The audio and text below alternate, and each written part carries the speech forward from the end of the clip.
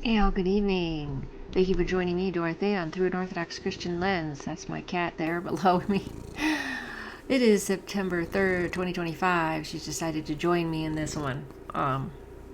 In this video, lots of interesting news to share with you that's important news. Some it's kind of tragic, but also news that's very important regarding Turkey and Israel and the Flotilla.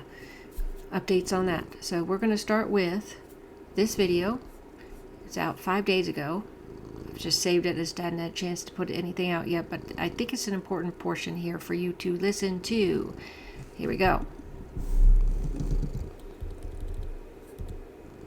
What if a single country sitting at the crossroads of Europe and Asia could shake global shipping lanes, energy pipelines, and even international politics simply by closing its ports and skies? That's exactly what's happening right now with Turkey. In response to Israel's military campaign in Gaza, Ankara has pulled a dramatic move, cutting off trade, closing its airspace, and shutting its ports to Israel.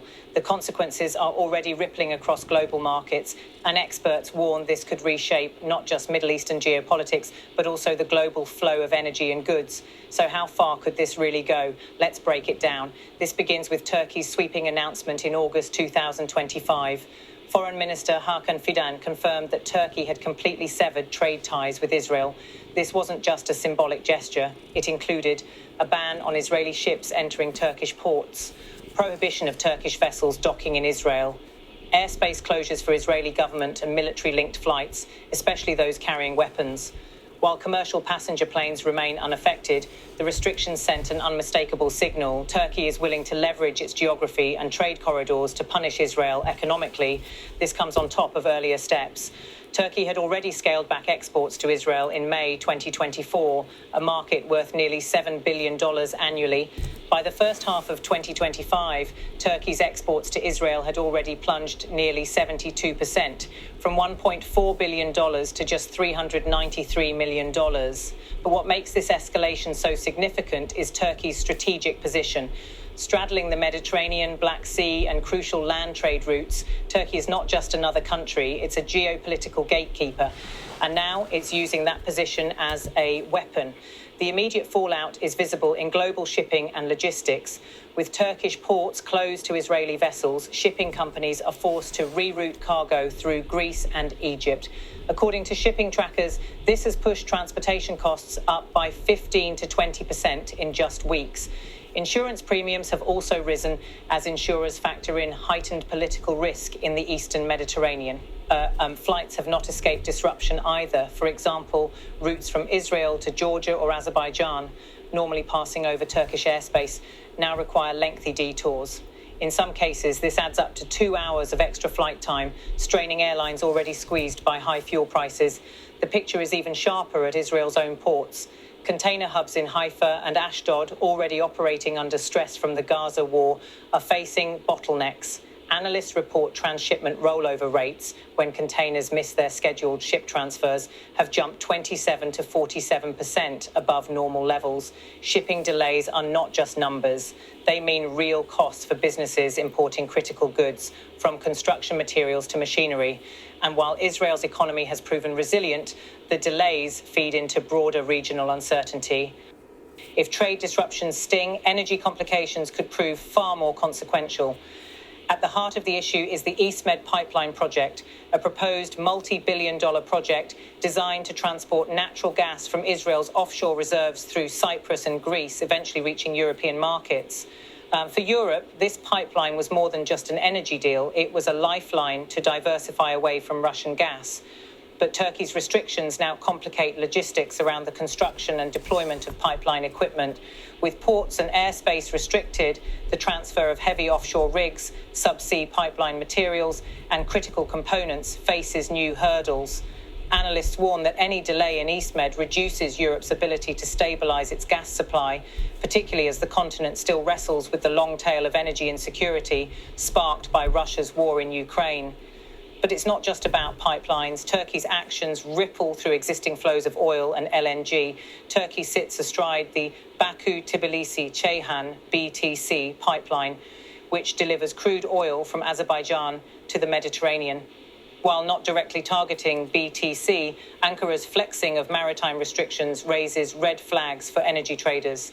Even the perception of risk can push prices higher, as markets tend to price in potential disruptions well before they occur. Already, the European diesel market has felt pressure.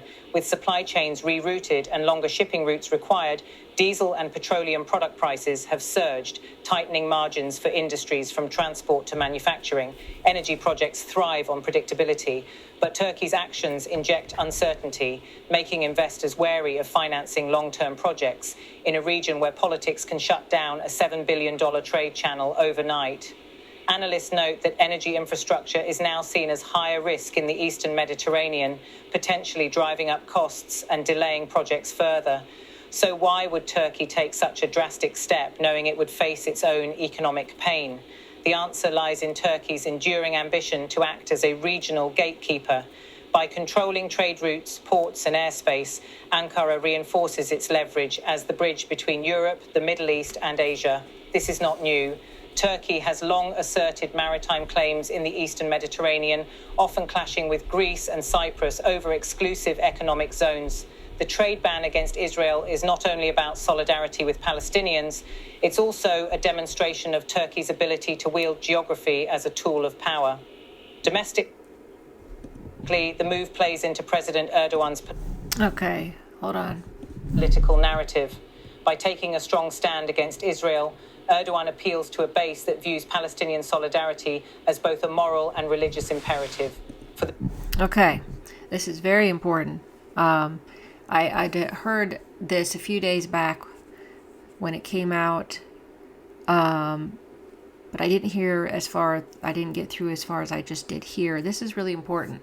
As you heard, this information, and I did look up, there's other news are following this story. It's just, I didn't hear it in our news, which I guess not too surprising, right?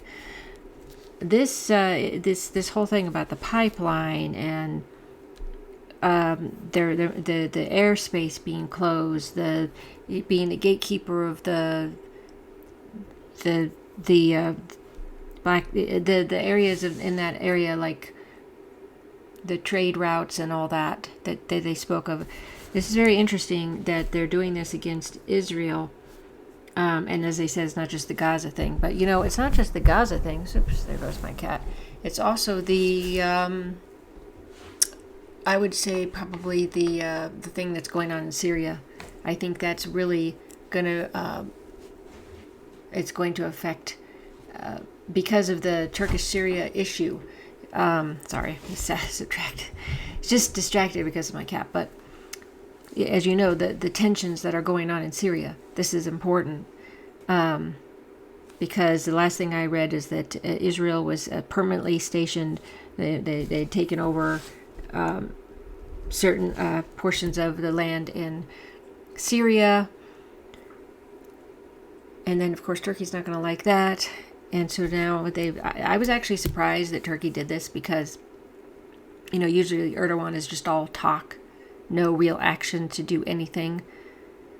But I think he's flexing his muscles to show, hey, I can wield power against you, Israel, Netanyahu. So they're going back and forth. There's a little information on that in another video. Let me see if I can bring that up. I haven't watched it yet. Let me see if I can bring it up. Now this one's from One India News. Just to reiterate, let's see what they say. Erdogan's big move against terrorist state Israel, quote in quotes. Gazze'de işlenen vahşet, insanlık tarihinin en karanlık sayfalarından biri olarak şimdiden kayda geçmiştir. It bars Israeli ships from its ports. Turkey severs trade ties, closes airspace for Israel. Here's why. Shuts its ports over Gaza war. I think it's also for the Syrian thing. Gazze'de işlenen vahşet insanlık tarihinin en karanlık sayfalarından biri olarak şimdiden kayda geçmiştir. Filistinlilerin İsrail ordusuna karşı sürdürdüğü direniş asla unutulmayacaktır. Ancak en büyük direniş şimdi başlamaktadır. Belki kanınan durmayacak. Ancak eminiz ki bu kutlu direniş tarihin We do not allow Turkish troops to go to Israeli ports. We do not allow their planes to enter our airspace, Fidan said. Gazze'de işlenen vahşet insanlık tarihinin en karanlık sayfalarından biri olarak şimdiden kayda geçmiştir. Filistinlilerin İsrail ordusuna karşı sürdürdüğü direniş Erdogan has previously linked Recep Prime Minister Netanyahu to Adolf Hitler, accusing Israel of mass killings and ethnic cleansing in Gaza.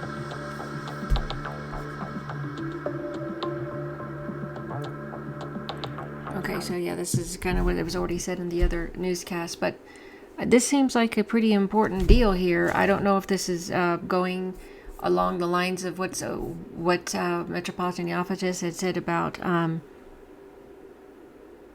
the next move with Turkey and Israel in Syria.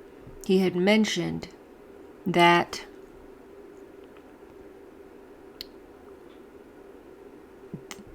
Israel was going to use Greece, and they think of Greece as their biggest ally, but they also wanted to use the Kurds against Turkey and Syria to try to, I guess, deter them and deflect and distract them, and so that they will not be able to hold on to Syria, is the way I understood it. They're going to be fighting over this. There's going to be a conflict over that, is what the Metropolitan Office had said. Last December or whatever it was quite a while back. And so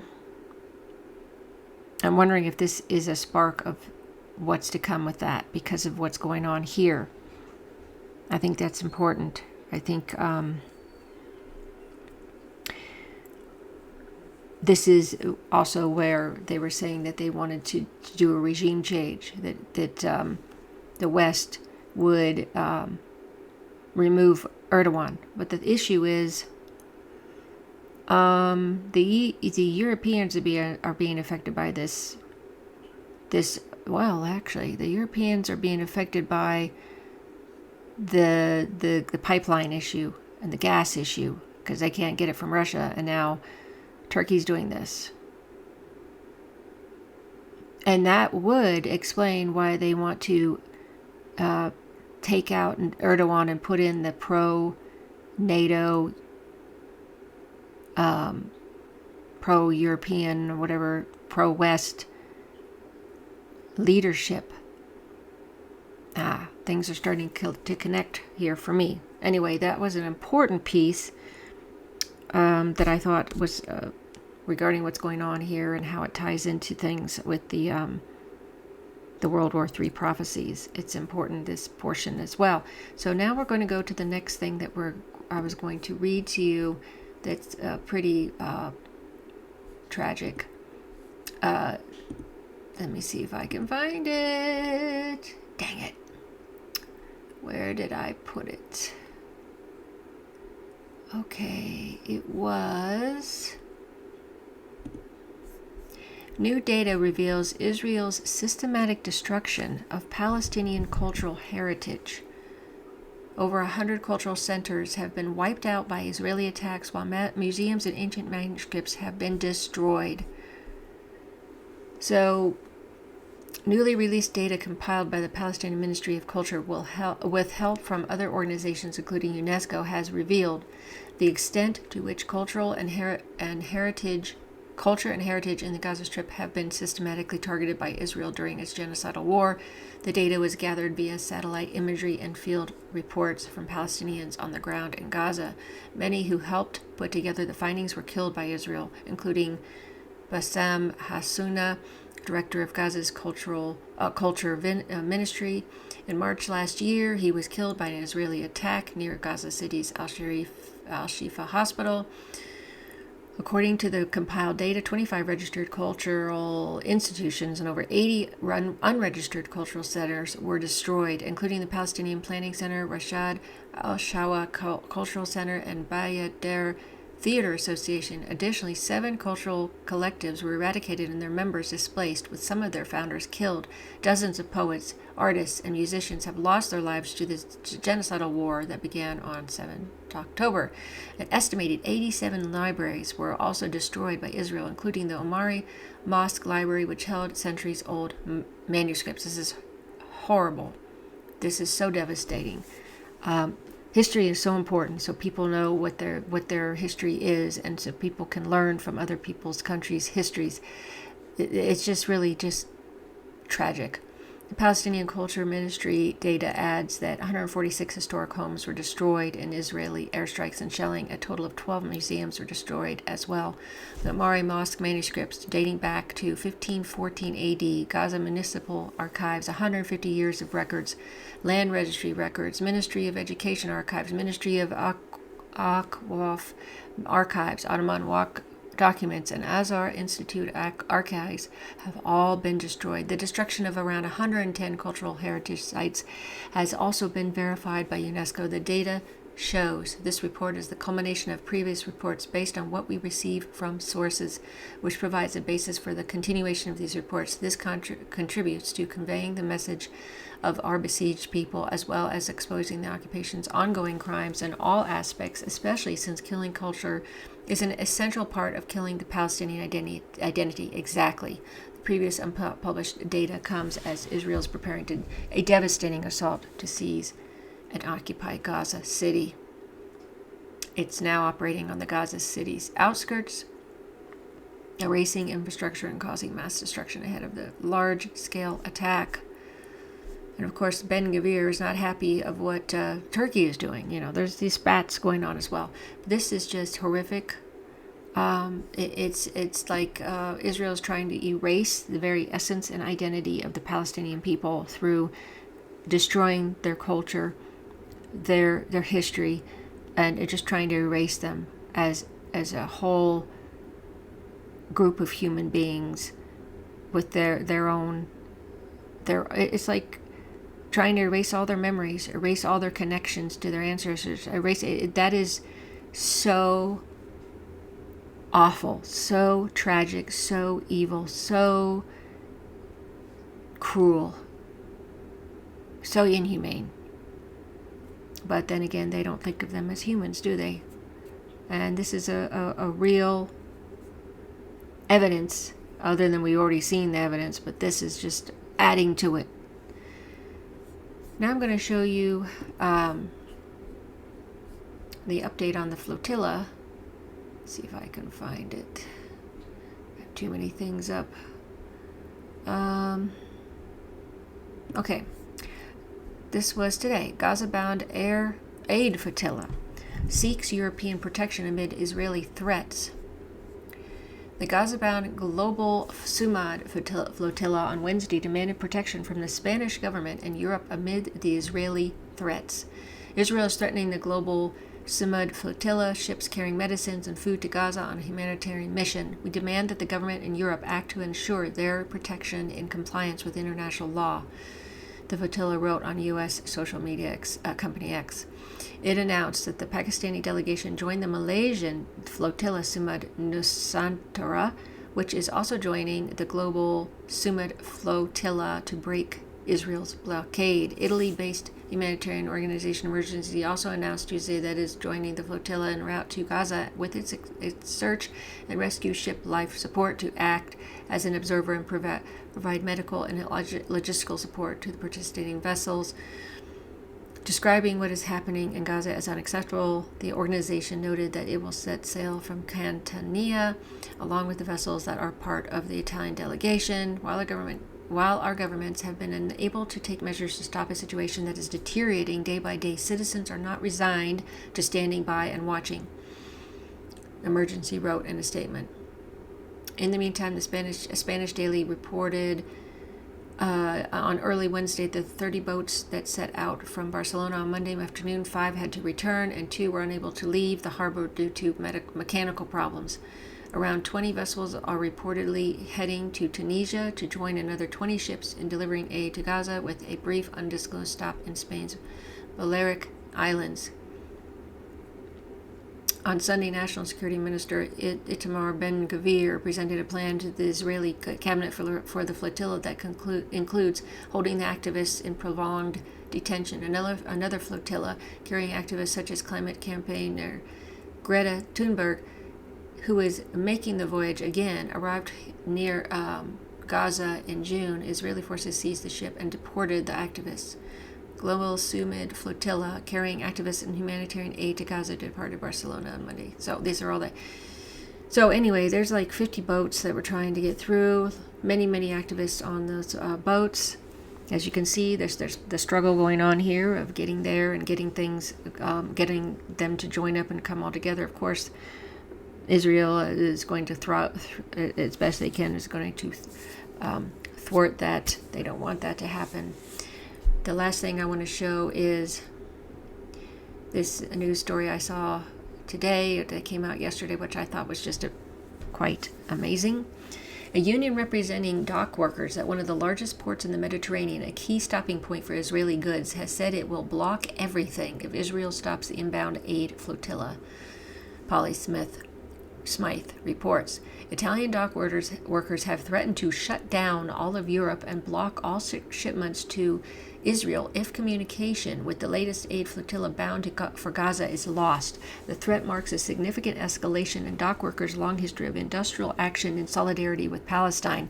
Speaking at a procession in the port of Genoa, one of Italy's 2 largest commercial ports, on behalf of the Union Sindacale de Base, a syndicate of various grassroots unions in Italy and thought to be the largest of its kind, the dock workers said, "If we lose contact with our boats, with our comrades, even for just 20 minutes, we will shut down all of Europe." Wow! Now that's some people taking action.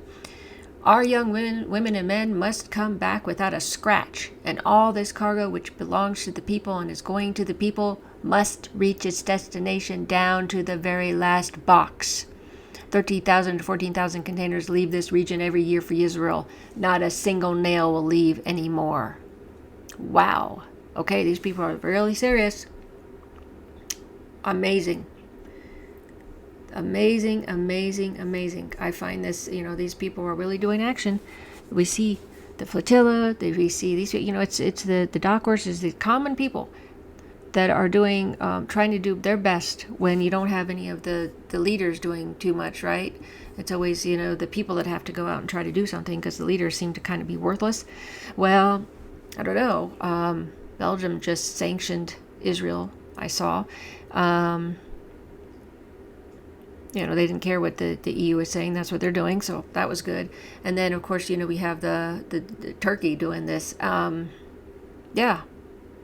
Let's hope it continues to disrupt. Let's hope it disrupts. Let's hope the flotilla gets there safely and that they're not injured, harmed, or killed. So, lots going on here. And I think there was another dock workers who were doing that a while back. I wonder if it's, there must have been in Italy as well. They seem very much involved with that. So, very interesting stories. A lot of things going on here. I hope this was informative to you. If you feel like it was, please share it. If you feel it's good to share with others. Thanks so much for watching. Thanks so much for following my channel. I hope you're having a wonderful day, evening, morning. Until next time.